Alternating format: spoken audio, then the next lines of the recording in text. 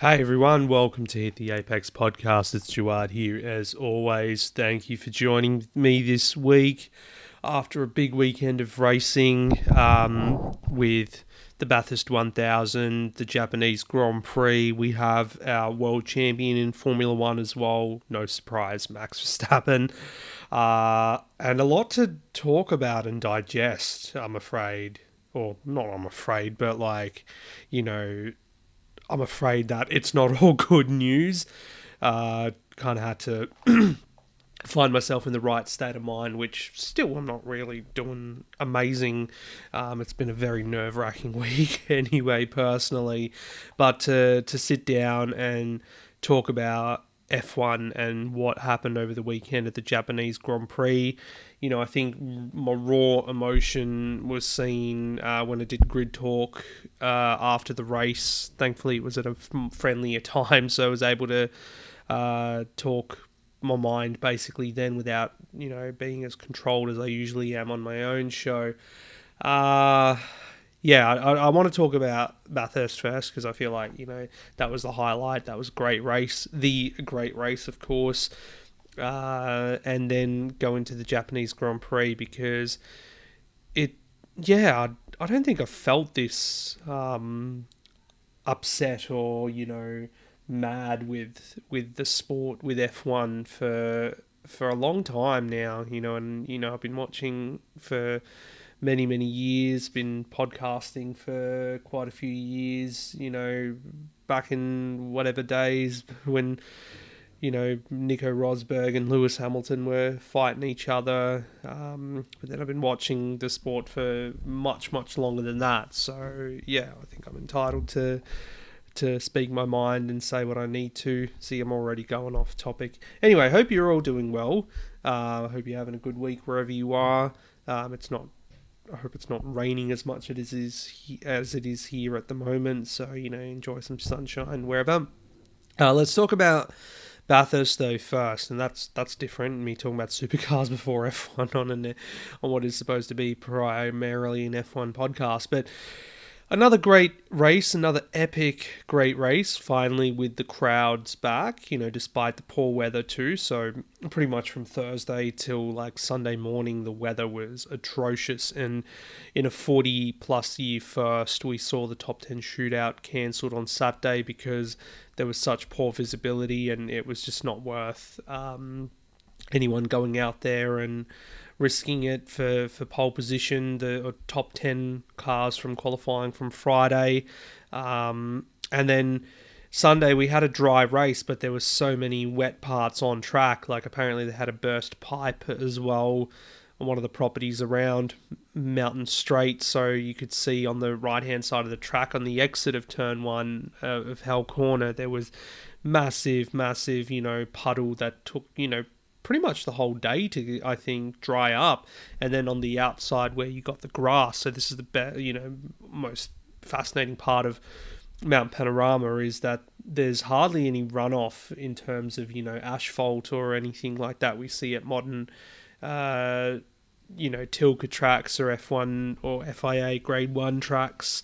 There's gravel, or very sparingly there's gravel, and then there's grass or the concrete wall. So it is very much a challenge, and it was going to be a challenge for quite a few drivers if they found the grass and ended up getting bogged like we did see.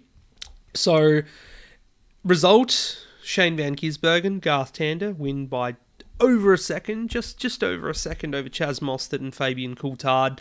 I guess, when you see that SVG has won another race this season, it's his 19th, of course, so breaking that record of Scott McLaughlin from back in 2019. You'd probably say, it's the same old story in supercars in 2022, but it's anything but when you look at how the Bathurst race unfolded. You had Cameron Waters, James Moffat on the podium again. They'll be bitterly disappointed. The fact that, they've gone, or for Waters especially, 3 years in a row, he's been either second or third here at the Mountain. Moffat with him last year finished second. and we'll touch on them a bit later because they had a bit of a bad run through the race too. But ultimately, with the shootout cancelled and the provisional results from qualifying saw that number 6 car on pole, so another pole position for Waters. He's been quick. Like, there's no doubt that Monster Energy car is quick every time they come to Mount Panorama. It's just, in the races they've had bad luck or bad fortune. They just wrong place at the wrong time. And it was actually a couple of years ago in 2020 where it was he having the same kind of battle at the end of the race with Van Gisbergen that Mostert did on this occasion. So we had number 6 on pole. Surprise front row for the reigning race winner from last year, Lee Holdsworth in the Penrite Mustang, and rookie Matt Payne. So exciting for them to be up there on the front row. Also had the wildcard car, Richie Stanaway and Greg Murphy on the second row. This was after Shane Van Gisbergen, or the 97 car, copped a 3-place grid penalty for impeding Macaulay Jones during the qualifying session. So I guess, they were spared from a worse start potentially if they didn't improve on their position in the shootout, but then they got the 3-place penalty from where they were. But good to see Richie Stanaway performing, in these conditions, which he excels in. And, for those who remember, Stanaway won his one and only supercars race with Cam Waters at Sandown in the wet back in 2017. It was probably one of the best wet weather drives I've seen in supercars, one of the best Sandown races I've been to as well. Great result for those guys. So we had a pretty mixed grid. You had guys outside the top 10, who should have been in the top 10. Then you had some surprise packets all over the place. So it was going to make for a really exciting race. And then we had that start. Yes. It felt like watching some kind of junior category, to be honest, or, Formula 3 or Formula 2 kind of start where we had multiple incidents and we hadn't even made it to lap 10. We already had 2 safety cars. So the first incident, first lap coming out of the first corner on Mountain Straight, we had a multi-car situation where, even Mark Scaife on the commentary was like, the track is jammed. We haven't heard that for a while. Well, that was Neil Crompton who said that originally back when Murph and Marcus Ambrose got together. But yeah, basically it took a while to dissect what actually happened because we had multiple cars hit each other, a couple sent into a spin, and then a car that we didn't even realise was involved was the only casualty from that particular incident. So basically, there was like 3 wide going up Mountain Straight. You had Dale Wood in the Brad Jones car tapping Jack Perkins from behind. You had Jamie Whincup to his left and Jamie Whincup to the right, Tony D'Alberto to the left. And then Perkins just goes a little bit to the right, and D'Alberto's basically already got 2 wheels on the grass on the left. So Perkins goes to the right, I think, spun the 88 car, a Whincup, and then the 9 car as well of Perkins. They both were the only ones who got spun or had damage from the other cars that I've mentioned. But then Zach Best in the Castrol Mustang in the 55 car ended up in the wall on the left of Mountain Straight and out of the race. So he was kind of the innocent one in that respect. And unfortunately, their race didn't even make it past the first, or that it made it past the first corner, didn't quite make it to turn 2, which was really, really sad for he and Thomas Randall. They were doing quite well in the lead up to the race. Anyway, wait till lap 5 for the restart, and then on the first lap of the restart, we have a big one at turn 22, the chase. So Zane Goddard in the Snowy Rivers Mustang, another Tickford car. He skips across the chase, rejoins unsafely, so, coming at speed, and basically loses control as he gets back on the tarmac and takes out, I think, the 8 car, which had Dale Wood in it. So Wood, of course, has already survived the first lap shenanigans being involved in there, and then gets totally wiped out by the Goddard Mustang, and then that catches Matt Campbell in the other Penrite Mustang, the 26 car too. So you've had 3 cars written off, in the second, just on the first safety car restart.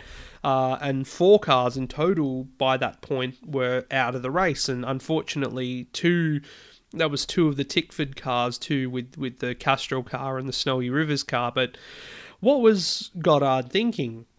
Seriously, I think my immediate reaction was, has anyone not seen and learnt from what happened in 2016 when we had a similar incident happen, but towards the end of the race and at the pointy end of the grid, where Whincup goes off at the chase and comes straight back on at speed, loses control, gets McLaughlin and Garth Tander, who was leading the race at the time, and Scott McLaughlin in the Volvo, and they're all off.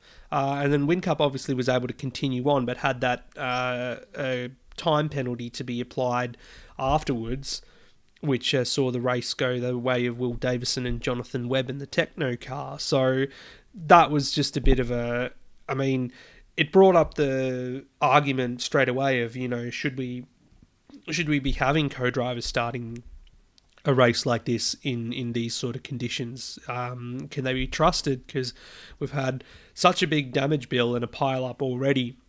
And, you'd hope that the $10,000 fine that Goddard's been given, because, what kind of penalty would you give him because his car's already out of the race, he's not going to be able to continue. You'd hope that $10K fine that he's got will go towards helping the damage bill of the other teams. Of course, Penrite and Grove Racing with the Matt Campbell car was such a shame, because I always look forward to seeing what Matt Campbell can do around the mountain, having been a Bathurst 12-hour winner for Porsche and Porsche factory driver. I think he was at Petit Le Mans a week before Bathurst, so he's one of the best international GT drivers and sports car drivers going around, and to be involved in a very moronic kind of incident like this might seem quite amateur, but it's sad for him. And then for Wood as well, Dale Wood, you saw him when he got back to the garage, the emotion that he has missed another opportunity for a good result at Bathurst. And I think the 8 car in particular, the Andre Heimgartner R&J Batteries entry, that was probably Brad Jones Racing's, best chance at, some kind of success at Bathurst too. And Paul Bradley has had none for as long as he's been coming here as a team owner. So, for them to have 4 cars and, only 1 car really flying the flag for them, it was a bit sad to see it all fall away like that quite early in the race. So, what do I think? Do I think, co-drivers should start the races? Yeah, I don't think there's a problem with that. I think the problem is that there's a lack of race preparation for them in recent years, having no pre-Bathurst Enduro or Enduro Cup, whatever you want to call it. I know I sound like a broken record talking about this all the time, but hopefully from what we hear, Supercars management are keen to get Sandown 500 back up for 2023, which would be great. Of course, we don't know how much racing we've got left at Sandown before they tear the place down and build a housing estate on there. So why not, let it revel or see out its final years as its traditional endurance, in traditional endurance format, none of the super sprint stuff. So that would be good. And because we have the co-driver race in at Sandown usually to set the grid, it would be nice for these guys to get a bit of practice and not to be thrown in the deep end right at the biggest race of the year. So that's how I feel about that. Otherwise, most of the time, they're pretty good. We haven't seen a pile-up like this in quite a while, or ever, in fact, at the start like that. So, I wouldn't be surprised if next year everything's all fine and dandy. At that point as well, I thought, and a lot of people thought, that we'd be in for a 8+ hour race, given how many stoppages and whatnot we had already, and, the way that we were losing cars as well, and potentially 12+ plus safety cars, I think, was one prediction from the commentators, but I think there was only 7 or 8 in the end, which wasn't too bad. Like, after all these incidents got cleared up at the start, we got into a bit of a rhythm and it was all fine. There was some other incidents later in the race, but just, drivers getting unstuck on their own. There was Nick Percat and the Tim Slade car. I don't know if it was Slady in the car at the time or Tim Blanchard in the Cool Drive car. He sent him into the wall at Forest Elbow. And then there was just a couple of little incidents where, luckily cars were not damaged or anything. They were just spun round. So that was a big point that I made, was that a lot of the driving standards in this race were quite questionable. I mentioned Cam Waters and James Moffat earlier, how they were in contention, you got to say, for this race, but they were spun round by Brody Kostecki at the cutting at one point in the race when they were making up ground, and got sent right to the back of the field. And I have to agree with Tickford on this one. I mean, yeah, Kostecki's a hard racer, maybe sometimes too hard, and just needs to think through his... needs to get a bit more finesse rather than just trying to send it down the inside and, give the old Barry Ryan approach of having a go, mate. Oh, it's having a go, he is. Sorry. I just get a bit over that sometimes. Luckily, he didn't end up in the wall. And a couple of years ago, we saw Kostecki and Whincup fighting same place on the track, and Whincup ended up in the wall, which wasn't Kostecki's fault, and that was a bit more fair, but hard but fair from Kostecki than what happened with Moffat. He had nowhere to go. So why keep going down the inside and, send him into a spin? So that was a bit more unfair. And then you had Greg Murphy, who, plodded along minding his own business and did quite a great job, mind you, too. The 50-year-old Murph, who hasn't driven or raced a supercar since 2014, was minding his own business, doing his own thing, and spun around by one of the Kostecki brothers in the tradie Mustang. So... they're Kurt and Jake Kostecki, cousins of Brody Kostecki. So, it's just madness with the Kosteckis, I've got to say. And that, I think, affected their ability or their positioning for a top 10 finish. They ended up finishing 11th in the end, did Richie Stanaway and Greg Murphy. Last time we'll ever see Murph at the mountain in a supercar, he says. So, I'm glad that they did do this wild card in the end. And, as much as Murph felt a bit of doubt and stuff around, or he didn't want to do it, I think it was really good that he did, because it was nice to see him. And for Stanaway as well to, just to come out of the self-imposed retirement, or the fact that he quit motorsport at the end, to show that he's still a great racer. There's other questionable parts of, he needs to, brush up on his media skills and play that sort of game as well, which, I know drivers don't like doing, but if you want to be in a sport like supercars, you've got to have to do a bit of that. And I think that was his problem, was a bit of the discipline when he was at GRM for that last year. They weren't a fan of his discipline, where he wouldn't show up for autograph sessions and stuff like that, and he ended up getting benched, which was quite extreme, but they had to set an example. So yeah, hopefully if we do see Stanaway ever come back to full-time in supercars, he does get on top of that, because he is a great racer and it's always a pleasure to see. And he's got such a great pedigree too. Race winner in GP3, I think, and he's been on the podium in GP2 back in those days. He's used to be an Aston Martin factory driver in the World Endurance Championship for the GTE program, so he's well credentialed. love my boy Richie, always a fan. Other drivers coming unstuck. We had the 17 car, the Davison brothers. They got swamped at the chase. Alex Davison was able to get the car out, and this was something interesting that several people pointed out. It's like, So cars get recovered when they're on track, but then they're allowed to rejoin the race. It doesn't happen in other categories. Well, it just gives them a chance, I guess. It's not like they were able to go on and win, so it's not really unfair in that respect. But what happened later on in the race is that they had a transaxle failure and ended up in the wall at Griffin's Bend. And for Alex Davison, brother of Will, who's the primary driver, sadly it was his first non-classified result at Bathurst, because he's had a 100% finishing record through his Bathurst 1000 career. So that was a blemish on his record now.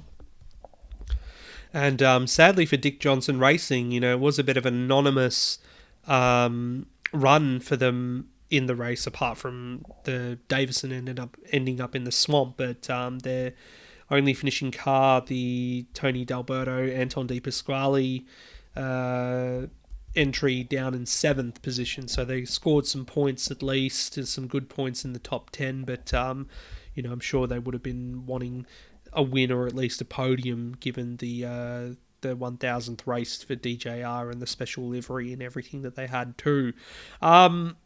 Come back to Mostert and Coulthard. Mostert in particular, I guess their car had the best race pace, and he was so quick throughout it. And Chaz, when he was behind the wheel, he looked imperious, but he just couldn't make any passing. He couldn't make any passes in key moments during the race as well, in the middle of it. Like, he was behind, I think, a Red Bull car at one point. He was behind Brody Kostecki for quite a bit of it, or David Russell, whoever was in the car at the time. Like, their strategy pretty much was to, get the minimum laps for Fabian Coulthard done and out of the way. And Chaz basically did like a mega triple or quadruple stint at the end of the race. He was in the car early while there were still co-drivers on track to try and make up ground, and he just couldn't get past that 99 car for whatever reason.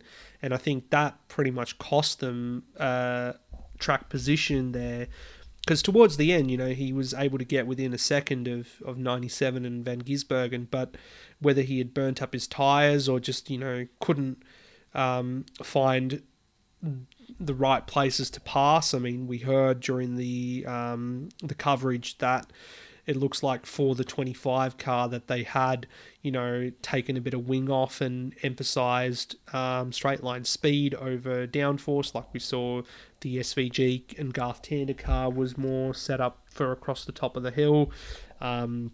So maybe, finding a bit more balance would have been better for those guys. But I mean, still, it's such a strong result when you look at Walkinshaw and Andretti United. I mean, how many years has it been now? I think last 4 or 5 years, maybe. Probably not 5 years, but at least the last 4 years we've seen one of their cars on the podium, whether it's the 2 or the 22 or 25 as it is now. So, it's still a great result for them. But when you can't win the championship, Bathurst is the one that you want to win, and I'm sure that Mostert and Coulthard would have wanted to win that one, and for Mostert to go back-to-back as well after last year. So that was a bit disappointing. And for SVG, they overcame a penalty as well during the race. They got a 5-second time penalty for an unsafe release early in the race, so that was in the pits that they got that for.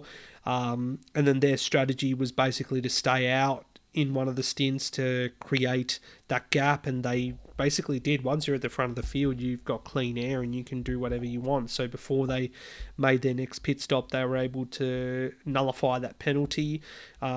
Importantly, there was a couple of safety cars before that, so if you pit under a safety car with a penalty, you can't actually serve that penalty, because of course under the safety car you have that advantage of the field being compressed and going at a certain speed rather than at full pelt. So you got to do it when it's green flag conditions.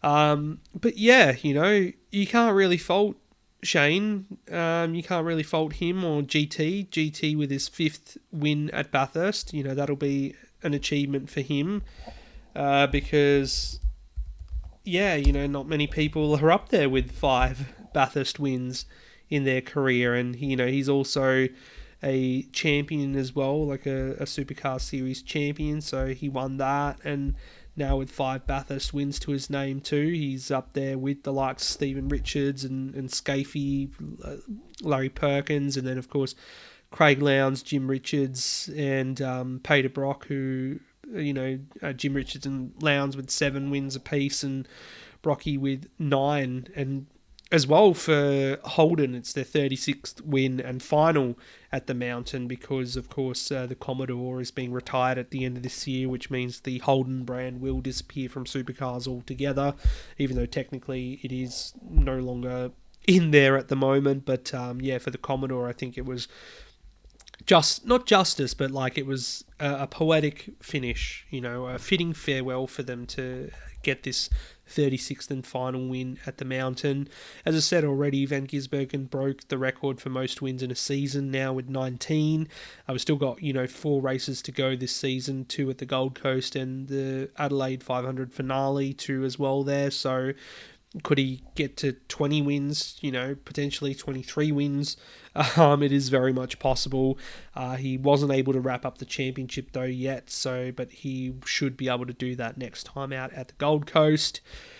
Some other key results, I guess the wild cards, we saw a great running from Lowndes in the 888 car with Declan Fraser, the rookie, and Fraser, really impressed over the weekend, and they finished 8th in the end, and talk about even Fraser landing a full-time ride next season, potentially.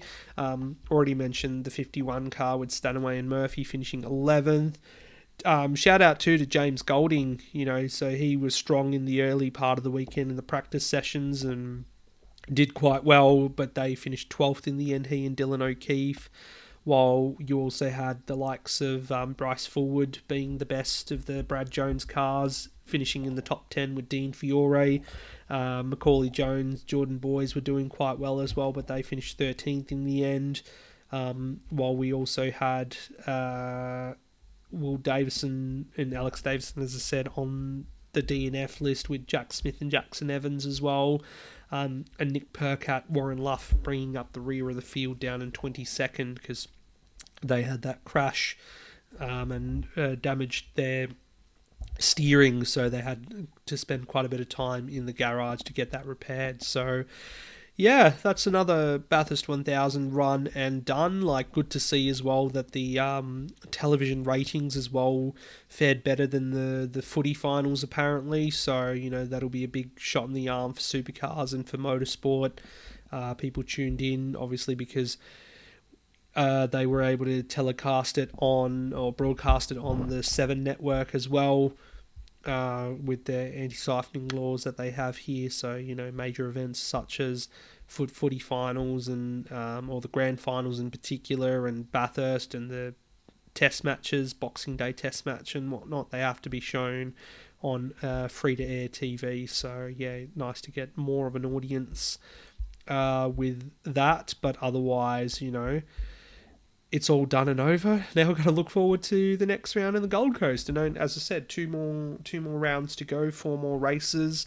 Gold Coast will be a good one because we haven't been there in a couple of years, and the first time we're not going to have the endurance format, so it'll be the pair of 250k races, and then same thing with Adelaide, which I'm very excited for as well because I get to be there, and some great after race entertainment as well, I think, with the Killers playing on the Sunday night. So, that's also worth the price of admission, I think. So, yeah, that's it for supercars.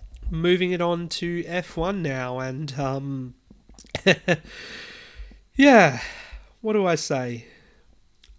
Basically, it was a farce, farce of a day. So many silly things going on, and that's the sad thing, is that it all kind of overshadowed Max's coronation as a 2-time world champion. Starting it off with the fact that there were sketchy conditions from the outset, or more than just sketchy, it was abhorrent conditions from the outset. I don't know why they didn't just start on the wet tyres. I mean, what's the point of having the wet tyres? A lot of people have said in the aftermath. They went out there on the intermediates and pretty much from the first lap were able to gather that, yeah, this is not great. We saw Sebastian Vettel spinning with Fernando Alonso sent him into a spin, I believe. Then a huge crash for Carlos Sainz at the hairpin as well, which brought out the red flag because he had sponsor boards all over the track too. And this is where it got real dicey and gave everyone a sense of really horrible deja vu for those who were watching back in 2014. So we get a red flag out on track. Cars are not all back in the pits yet. They're still coming back. But there's a tractor on the track to recover the car. And not like 2014 where it was, to the side of the track and, already recovering the car that was in the gravel, Adrian Sutil's car. It was on the tarmac. Or just like right next to it. And what happens is we have then Pierre Gasly come flying past at speed, even though it's a red flag condition, and he was given a penalty, 20-second time penalty and 2 penalty points on his license for speeding under a red flag as well. He's going like 250, which is absolutely... You have to be a bonehead to do that. So, there is some blame to be proportioned at Gasly too, but not entirely his fault. But why the tractor already? Why? Given the fact that back in 2014, Jules Bianchi lost his life because there was a tractor on the track or, out there before on a live circuit before all the cars are back into the pits. It doesn't matter. Like, if it's dry, it's probably not much of a big deal. But in those conditions where there's no visibility, I mean, when you look at that onboard footage of Gasly coming around, you couldn't even see the tractor there until he went right past it. And if he, as he said, if he was, a little bit to the left, that was it. He was gone. And we don't want to see that. We don't want to be mourning the loss of another driver at a track where, we saw the same thing happen back in 2014. I mean, we don't need to open up those wounds again. I mean, it was horrible anyway, seeing that and hearing about it, because it was just like, oh my God, why have they not learned? Have they not learned from what happened then? I mean, whoever's call it was, the clerk of the course or the race director, to allow the recovery vehicle to go onto the track before all the cars were back in the pit lane. I mean, they've got to, I'm sure they're going to be doing a thorough review into it, but not again, seriously. And then for Gasly as well to be going around at such a speed while it's red flagged. I mean, what's the rush, mate? Just chill. Just slow down and chill and get back to the pits, okay? There's no positions to be gained under a red flag anyway, so I'm so glad that they avoided a tragedy, because honestly, we could not, no one could tolerate that, or, to be able to bear that right now. It's just, like, it's, everyone feels their own way about this, like, everyone was devastated with Bianchi, because we hadn't had a fatality in Formula One since Ayrton Senna back in '94. And, for my generation of F1 fans, born in the 90s and whatnot, we thought that, it's so safe now, you're not going to see that happen. And unfortunately, we saw it happen in Formula 2 a couple of years ago, 3 years ago with Anton Hubert. But in F1, that it can't happen anymore, and it did. And it's scarring. It's absolutely awful. And I've got my own personal I was such a big fan of Bianchi's, and number 17, his numbers, my favorite number as well. I remember the interaction I had with him at his debut Grand Prix at the Australian Grand Prix, and that signature that I got will always be very special to me as well. I've got his number as one of my tattoos as well, because it's a special number and it was his number. So I got that tattoo years ago after his passing. Like, don't need to be put through that again. And then what unfolded afterwards, when they did get the race restarted. So the race clock got 50 minutes to go. They say, okay, let's do a rolling restart. 50 minutes left on the race clock. Had we any idea what was going on with the points situation? No. We were all under the impression they'd be going for partial points, especially after the changes that were made to the regulations last year, or coming into this year from what had happened at Spa last year, given the fact that we didn't even get any technical racing laps done, or we had 2 laps behind a safety car and then they gave everyone half points. So this year it's supposed to be like righting the wrongs of Spa, but no, because a race was held, apparently, full points were still in play. But it was not known during the coverage. The broadcasters and the journalists had no idea either. The way that the Sky F1 team were presenting it was that they'd get partial points.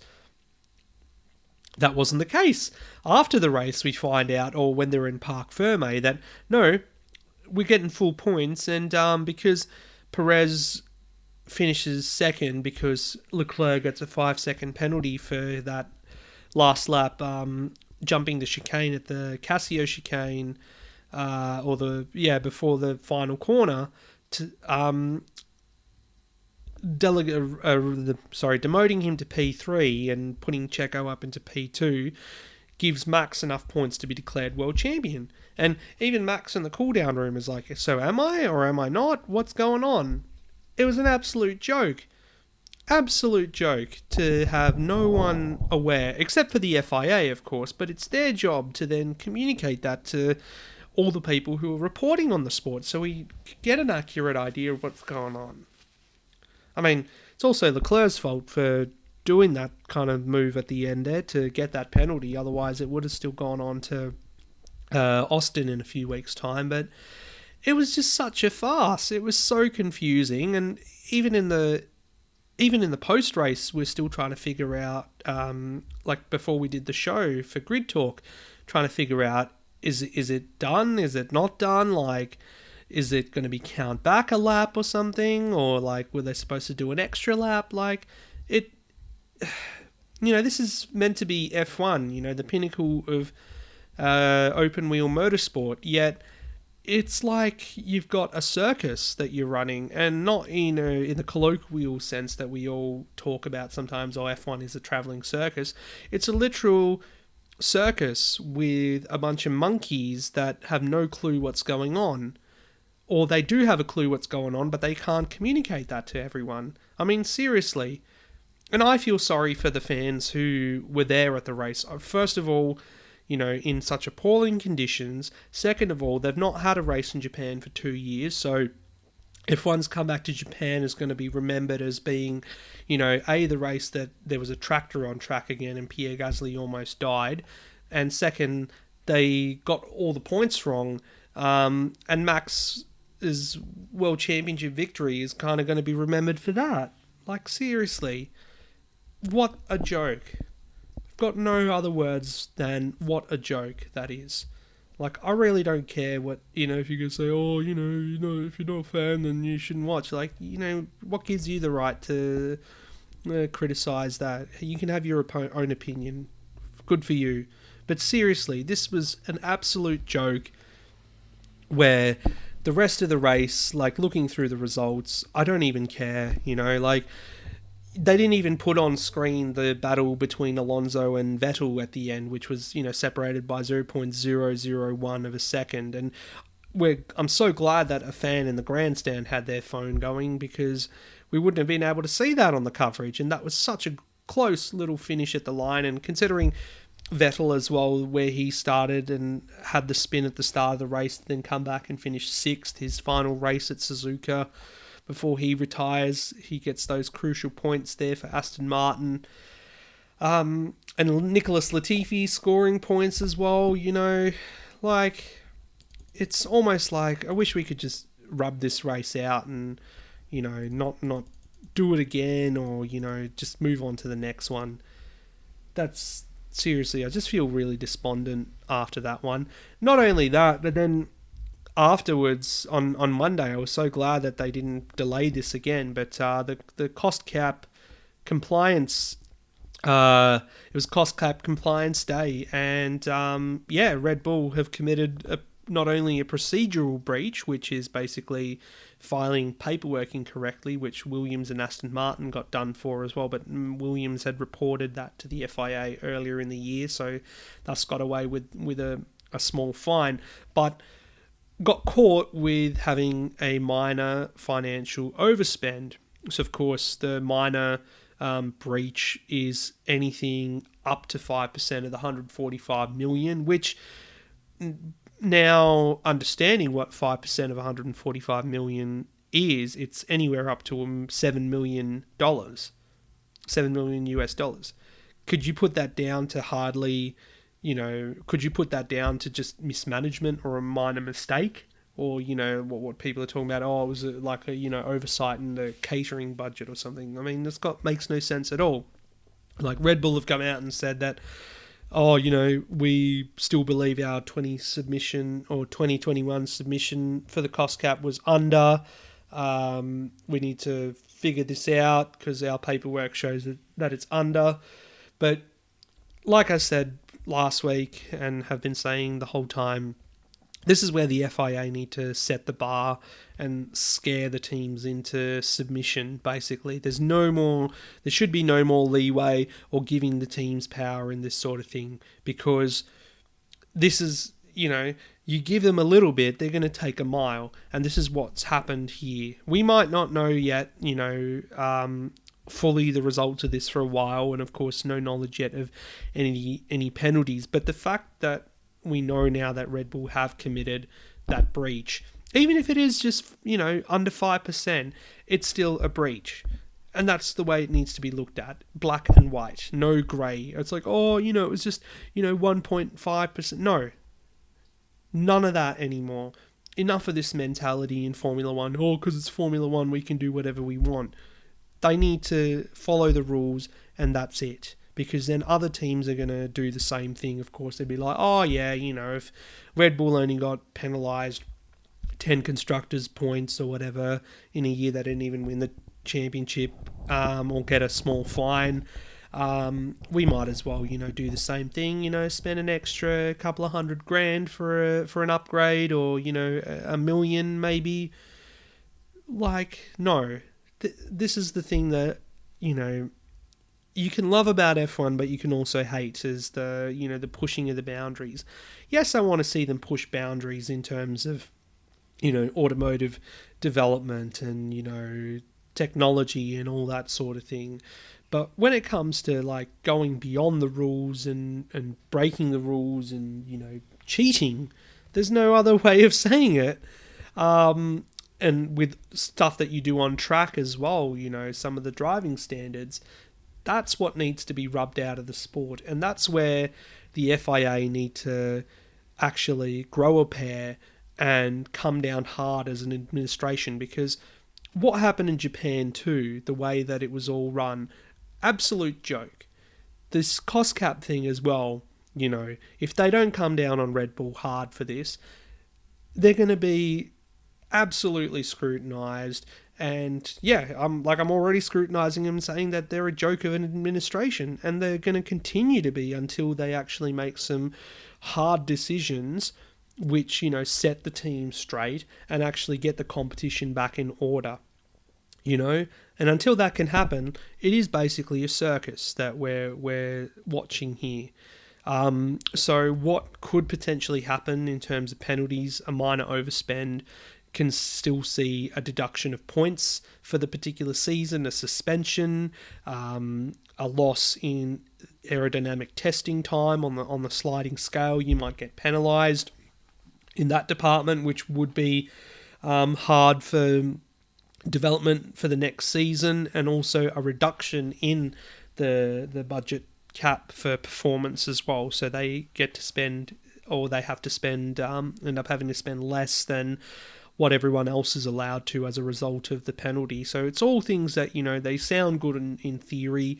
Other things, suspension or partial suspension. So like they could potentially sit out practice sessions for half a year, as other people have thought of and prophesized or whatever. So we just need to see some kind of consistency in this. We need to see the FIA set an example in this instance and, get some fear into the teams, because they get away with too much sometimes.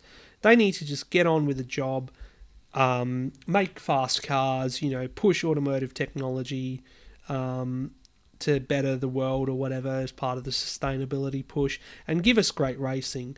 Don't try and do this shifty sort of stuff, because it's not cool. It's not cool. And I know they all want to win and they want to push the boundaries, just to be the better team. But you can do it in so many other ways without having to spend, an extra £5 million or whatever on sandwiches or whatever the line is at the moment from Red Bull. I'm sorry. It is very difficult and annoying, and yeah, I'm sure there's a lot of people who are over it as well. So yeah, a shame again, because it feels like Max Verstappen, his credentials are being dragged through the mud too, and I'm not doing that at all, because I think Max's achievements are valid, and he's done such a great job this season and last season as well.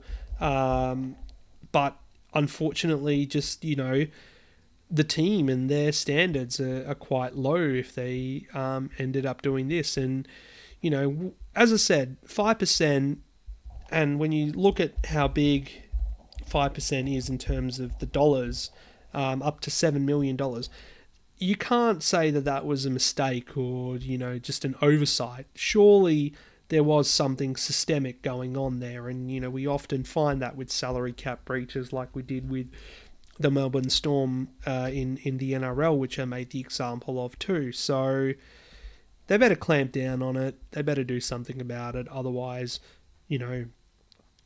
what's the point of having a cost cap, or, trying to strive for a better competition, a more equal competition in Formula One? Let it just be the way it's been for years, and, club for teams like, Mercedes and Ferrari and Red Bull. They're the only ones that can win. Let's not make it fair for anyone, because why move towards the future? Why, evolve? Let's just be dinosaurs and be done with it. And on that note, I think it's time to wrap it up. Sorry for all the negativity, but I had a lot to get off my chest this week. As I said at the start, it has been a bit of a tough one as well personally, and a lot of nerves and whatnot. So, I think I had to put that energy into, getting my point across with this too. So thanks very much for tuning in. Good to have a break this weekend before the United States GP. I'll be back to review that one when that's done. But until then, of course, you can reach out on Twitter, social media at Hit the Apex Media, and of course the Linktree as well, with all the other links relevant to me and my motorsport content. Thanks, and see you next time.